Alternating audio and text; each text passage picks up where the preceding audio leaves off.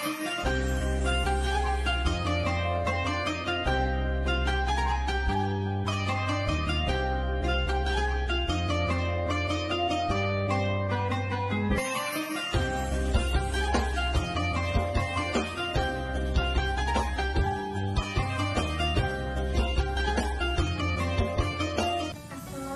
warahmatullahi wabarakatuh. Pertama-tama marilah kita panjatkan puji syukur kehadirat Allah Subhanahu wa taala yang telah melimpahkan rahmat serta hidayahnya sehingga kita bisa berkumpul dengan keadaan sehat walafiat di sini. Yang kedua kalinya, sholawat serta salam kepada junjungan kita Nabi Agung Muhammad Shallallahu Alaihi Wasallam. Nah, kali ini di bulan Ramadan ini ada peristiwa yang sangat bersejarah karena peristiwa ini penentu untuk kehidupan kita selanjutnya. Mengapa demikian? Allah Subhanahu wa taala berfirman pada surat Al-Baqarah ayat 185 yang bunyinya A'udzubillahi minasyaitonir rajim. Bismillahirrahmanirrahim. Syahrul Ramadan alladzi unzila fihi al-Qur'an hudan lin-nasi wa bayyinatin minal huda wal furqan, yang artinya beberapa hari yang ditentukan adalah bulan Ramadan yang di dalamnya berisi tentang petunjuk bagi umat Islam. Bukan hanya petunjuk, tetapi juga penjelasan tentang petunjuk-petunjuk tersebut serta pembeda antara yang hak dan yang batil. Sejarah diturunkannya Al-Quran ini ketika Rasulullah SAW berumur 40 tahun. Beliau sangat cemas melihat masyarakat Makkah. Beliau sangat cemas melihat keluarganya seperti sepupunya, paman-pamannya. Mereka semua menyembah berhala. Mereka semua berlomba-lomba membuat patung atau berhala seperti Manat, Lata, dan Hubal. Mereka membentuk sesuai berdasarkan ekonominya masing-masing. Nah, yang kaya mereka membuat dari emas, tembaga, besi, dan lain sebagainya. Dan yang miskin mereka membuat dari kayu. Dan yang paling miskin mereka membuat dari tepung terigu. Pada suatu hari Rasulullah mendengar tentang cerita orang yang membuat dari tepung terigu itu tidak memiliki sepeser pun bahan makanan. Setelah itu dia bertanya, "Ya Tuhanku, aku lapar." Dan dia pun mengambil satu persatu dari Tuhan yang disembahnya itu, mulai dari tangan, kaki, dan lain sebagainya. Sejak saat itu Rasulullah SAW sangat bisa melihat rakyat masyarakat Makkah serta keluarganya yang menyembah berhala itu.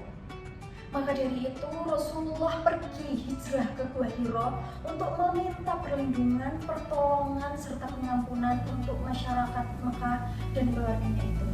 Dan pada malam 17 Ramadan turunlah malaikat Jibril. Beliau menyamar seperti pemuda yang sangat gagah. Beliau langsung memeluk Nabi Muhammad dan berkata, "Ya Muhammad, Iqra." Dan Muhammad pun menjawabnya, "Aku tidak bisa membaca." Dan malaikat Jibril pun mengulangi lagi, memeluk Nabi Muhammad lagi dan berkata lagi, "Ya Muhammad, Iqra." Dan ketiga kalinya Muhammad baru bisa melanjutkan dengan membaca Iqra bismi rabbikal ladzi khalaq dan sampai ayat kelima. Nah, sebelum lanjut ada sedikit penjelasan tentang kenapa Nabi Muhammad SAW tidak bisa membaca dan menulis. Nabi Muhammad SAW tidak bisa membaca dan menulis bukan berarti beliau bodoh. Beliau sangat pintar. Seperti halnya leluhur kita yang tidak bisa menulis dan membaca, tapi mereka sangat pandai berdagang. Nah, apa hikmahnya dari Rasulullah SAW tidak bisa membaca dan menulis tersebut? Yaitu menghindarkan fitnahan-fitnahan tentang kitab suci Islam, itu Al-Quran, yang berarti karya Muhammad, bikinan Muhammad. Karena ada sekelumit umat yang tidak percaya dan dia berkata itu bikinan Muhammad. Tapi terbukti dengan tidak bisanya Nabi Muhammad menulis dan membaca. Inilah hikmahnya. Kembali lagi ke asbab nuzulnya. Setelah kejadian tersebut, Rasulullah SAW tergesa-gesa untuk pulang dan masih tidak percaya dengan kejadian tersebut. Setelah beliau sampai di rumah, beliau menceritakan kepada Siti Khadijah setiap detail kejadiannya. Siti Khadijah pun lalu percaya dan meyakini. Beliau menjadi orang yang pertama kali beriman, masuk Islam, dan percaya kepada Nabi Muhammad SAW. Dan Siti Khadijah pun percaya bahwa Nabi Muhammad Muhammad SAW adalah nabi akhir zaman. Setelah itu Nabi Muhammad SAW menceritakan kejadian tersebut kepada Abu Bakar As-Siddiq. Dan Abu Bakar As-Siddiq pun berkata, "Sami'na wa ata'na." Saya percaya, saya ikuti, dan saya taati.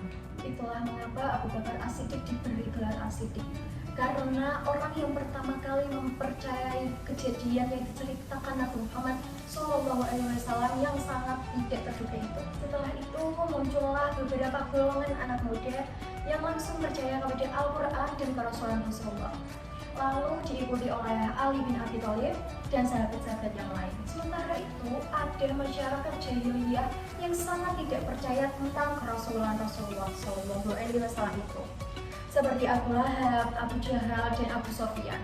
Mereka bahkan mengatakan Nabi Muhammad itu gila. Teman-temanku yang saya sayangi, bulan suci Ramadan ini adalah bulan di mana diturunkannya Al-Quran. Nah, apa yang harus kita lakukan sebagai orang muslim yang mengimani Al-Quran? Yaitu dengan memantapkan hati kita untuk meyakini memperdalam Al-Quran dengan wujud meyakininya, mengimaninya, membacanya, memahaminya, mengamalkannya, dan mengaplikasikannya dalam kehidupan kita sehari-hari. Itulah yang bisa saya sampaikan. Kurang lebihnya mohon maaf. Wassalamualaikum warahmatullahi wabarakatuh.